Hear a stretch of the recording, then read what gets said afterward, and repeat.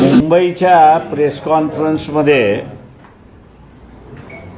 काँग्रेसचे हर्षवर्धन सकपाळ होते, आपचे प्रतिनिधी होते, डाव्या पक्षांचे असणारे प्रतिनिधी होते आणि आम्ही 23 मार्चला RSSच्या हेडक्वार्टर्सवरती मोर्चा आयोजित केला आहे आणि त्यानंतर पत्रकार मित्र असतील, व्यक्तिगत मित्र असतील, काही लक्षात घेतलं पाहिजे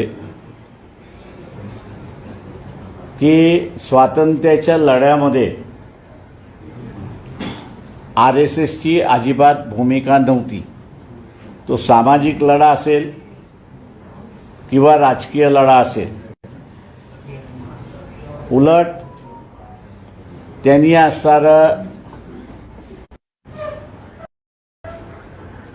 की नरेंद्र मोदी पंतप्रधान हे पूर्णपणे कॉम्प्रोमाइज झालेले आहेत आणि कॉम्प्रोमाइज झाल्यामुळे त्यांनी देशाच्या विरोधात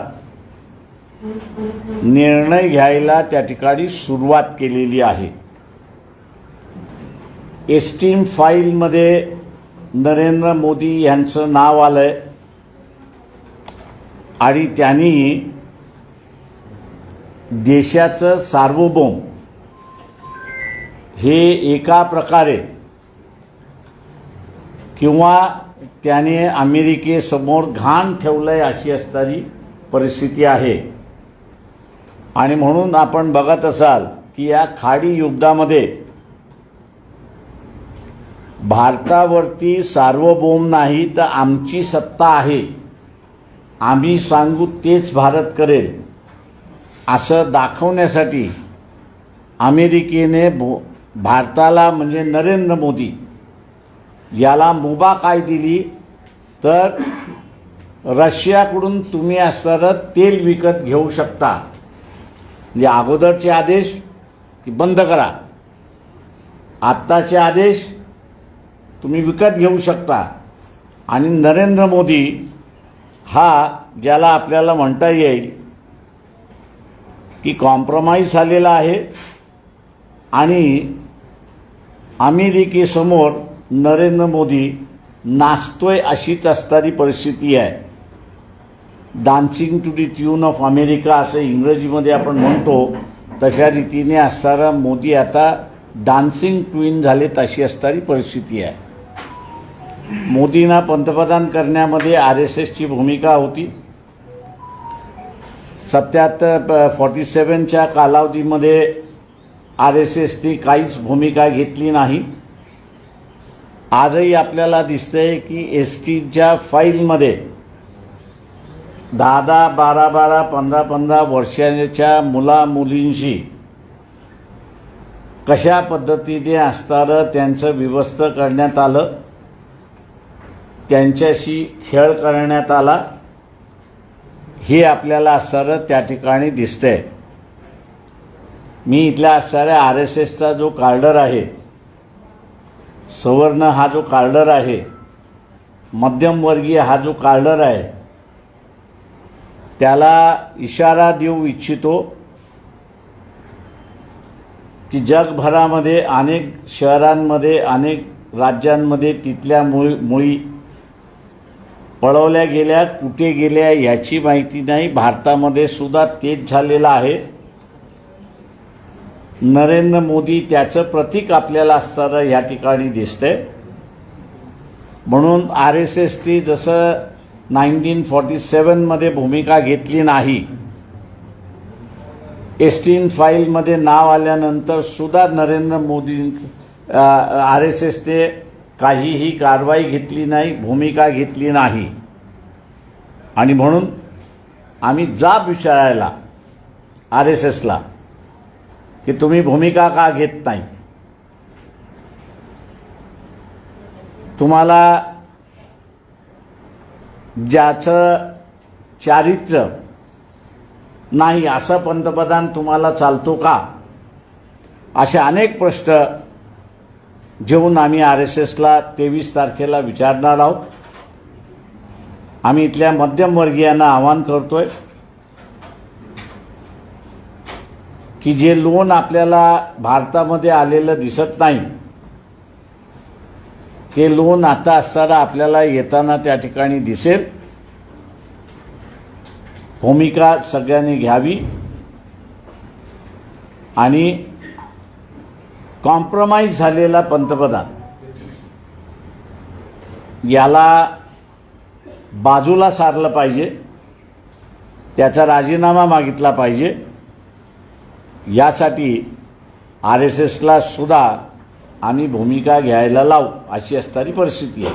आणि म्हणून 23 मार्चला नागपूरला आम्ही धरणा कार्यक्रम त्या ठिकाणी ठेवलेला आहे. मी तमाम लोकांना आवाहन करतो की आपण मोठ्या संख्येने त्या ठिकाणी यावं. आज जो आपल्याला गॅसचा तुटवडा दिसतोय तो सुद्धा भारताने इस्रायल इराण या युद्धामध्ये भूमिका घेतली नाही म्हणून आपल्याला दिसतोय. कदाचित आमचा मोर्चा निघेपर्यंत बँकांमधली सुद्धा स्थिती बिघडलेली असेल असं त्या ठिकाणी दिसते. त्यामुळे हे सगळं थांबवायचं असेल तर नरेंद्र मोदी जो आहे, मुजरा करणारा नरेंद्र मोदी जो आहे, याला पंतप्रधान पदावरून हटलं पाहिजे, गेलं पाहिजे, तरच इथली परिस्थिती सामान्य होऊ शकते. अशी परिस्थिती आहे. आपण आता विचार.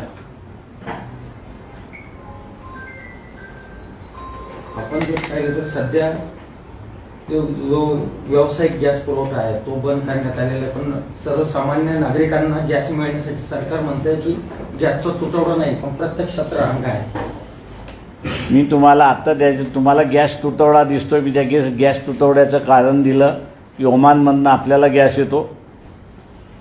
इराण आणि इस्रायलच्या युद्धामध्ये असणारं आपण इराणच्या बाजूने नाही, म्हणून आखाती देशाचे जे तेल प्रोड्युसिंग कंट्रीज आहेत, गॅस प्रोड्युसिंग कंट्रीज आहेत, त्यांनी म्हटलं भारताला सोडा, ते त्यांचं बघून घेतील, आपण आपलं बघितलं पाहिजे.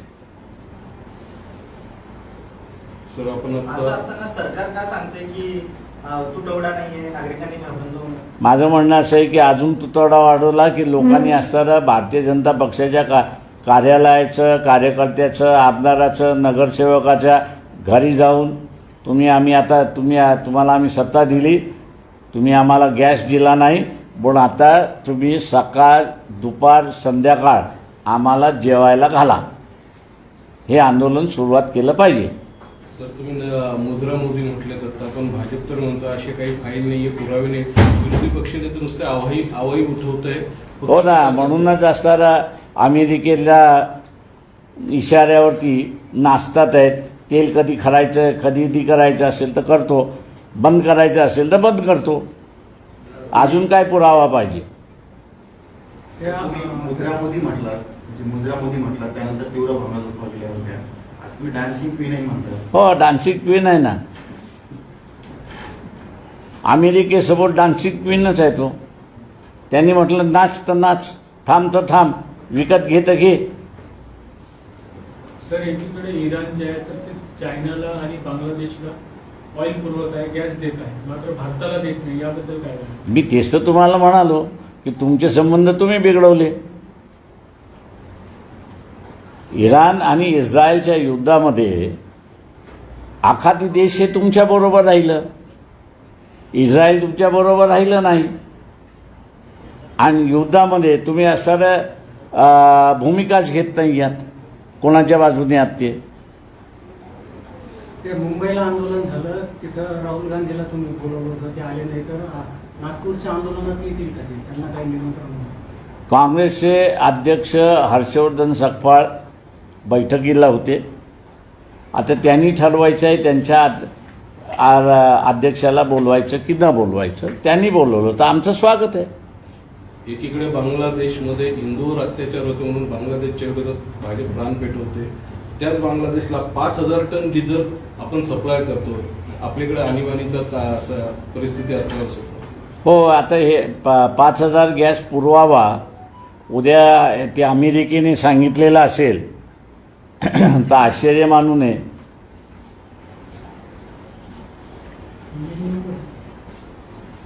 आज तुम्ही सोमनाथ सूर्यवंशी प्रकरणाची ख्याल होता, त्या प्रकरणात नेमकं काय झाले आहे? त्या प्रकरणातली सुनावणी आज झाली. तर का आम्ही असताना मागणी करत होतो की मुख्यमंत्र्यांना गृहमंत्री जे आहेत त्या गृहमंत्र्यांना कोर्टासमोर बोलवावं आणि जो मॅजिस्ट्रेटची इन्क्वायरी झाल्यानंतर काय करायचं याच्याबद्दल कायद्यामध्ये जो व्हॅक्यूम आहे तो भरून काढा. या संदर्भातलं मंत्र्यांना बोलवण्याचं अर्ज आम्ही जो केला होता त्याच्यावरती सुनावणी झाली. मेन पिटिशनमध्ये ते घ्यायचं की न घ्यायचं याच्यावरती सुनावणी झाली. ऑर्डरसाठी क्लोज झालेली आहे. ती ऑर्डरसाठी क्लोज होईल. काय आदेश येतो ते आपण बघूया कोर्टाचा. जनतेला ब्रिटिश धरण्याचा प्रयत्न सरकारचा आहे का? कारण असं म्हटलं जातं एसटी महिला आहे ते प्रकरण दाबण्यासाठी पेटवलं गेलं. तिथं जाणीव लोकांना त्रास होतोय. लोकांना दिशाभूल करण्याचा प्रयत्न त्याला म्हणता येईल का? पूर्णपणे एस्टीन फाईलमध्ये नाव आलं आहे.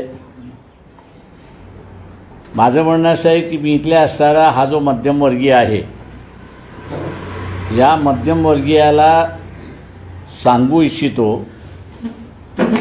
की खोट्या नॅरेटिव्हमध्ये अडकू नका. आता हा जो सगळा मध्यमवर्गीय दुर्दैवाने 80% हा सवर्ण आहे आणि त्याला असं सांगितलं जाते की मोदी हे एकमेव आहेत की ते आपल्या समाजाचं जातीचं वर्चस्व हे कायम ठेवतील आणि म्हणून आपण मोदीच्या पाठीमागे उभं राहिलं पाहिजे असं जे नॅरेटिव्ह सांगितलं जातं आहे. या सगळ्या मध्यमवर्गीयांना माझं आव्हान आहे की याच्यावरती अजिबात विश्वास ठेवू नका. मोदी तसं काही करू शकत नाही. पण धोक्याचा इशारा म्हणून असणारा देतो. एस्टीन फाईलमध्ये सगळ्यात मोठं सेक्स रॅकेट आहे हे असणारं लक्षात घ्या. सेक्शुअल ब्लॅकमेलिंग झालेलं आहे हे लक्षात घ्या. तेव्हा उद्या भारतातल्या मुली या पळवापळवी करायचं झालं, आतासुद्धा पळवल्या जातात नाही असं नाही, पण त्या मुली पळवल्या ज्या जातात आहेत त्या लग्नासाठी पळवल्या जात आहेत. ते सेक्स रॅकेटमध्ये पळवण्याचा जो प्रकार आहे मी नाकारत नाही त्याला, पण तो नगण्य अशी परिस्थिती आहे. पण उद्या हे उच्चभ्रू वर्गामध्ये रॅकेट सुरुवात झालं तर या मध्यमवर्गीय त्याचा मोठा बळी होईल हे त्यांनी लक्षात घेतलं पाहिजे. एका बाजूला एक्सप्लॉयटेशन आणि दुसऱ्या बाजूला स्वतःची इब्रत अशामध्ये अडकलेला हा जो मध्यमवर्गीय आहे मी त्याला असं म्हणेन की देशाची इब्रत ही स्वतःची इब्रत अशा रीतीने वागून आपण असणारा या मोर्चामध्ये सहभागी व्हा असं आव्हान मी त्या ठिकाणी करतोय. सर, हरदीप पुरी ने लोकसभा में कहा है कि हमारे पास जो है पर्याप्त कच्चा तेल है और डीजल और पेट्रोल गैस की देश में कोई किल्लत नहीं है. एस्टीन फाइल में जिसका नाम आया उस पर क्या विश्वास रखें? एक बार 17 बार उनका नाम उसमें है. हालांकि उन पर तो केस होना चाहिए कि आपके पास एम्बेसी है, एम्बेसडर है, अधिकारी है. आपको जिस देश से बात करना है आप एम्बेसडर के माध्यम से बात कर सकते हो, एम्बेसी के माध्यम से बात कर सकते हो. आपने ये स्टीम को क्यों इस्तेमाल किया, इस पर भी आपकी इन पर कार्रवाई होनी चाहिए। तो इन पर ये जो आप मंत्री बने हुए हैं, इन पर विश्वास किसी ने रखना नहीं चाहिए, क्योंकि ये झूठ बोल रहे हैं। मुख्य चुनाव आयुक्त ज्ञानेश्वर कुमार के खिलाफ महाभियोग प्रस्ताव लाने के लिए विपक्ष बड़ी तैयारी में। दोनों सदनों में विपक्षी सांसद इस मसले पर एकजुट हो रहे हैं, इसके ऊपर क्या है? अच्छी बात है, स्वागत है ये। Thank you. चलिए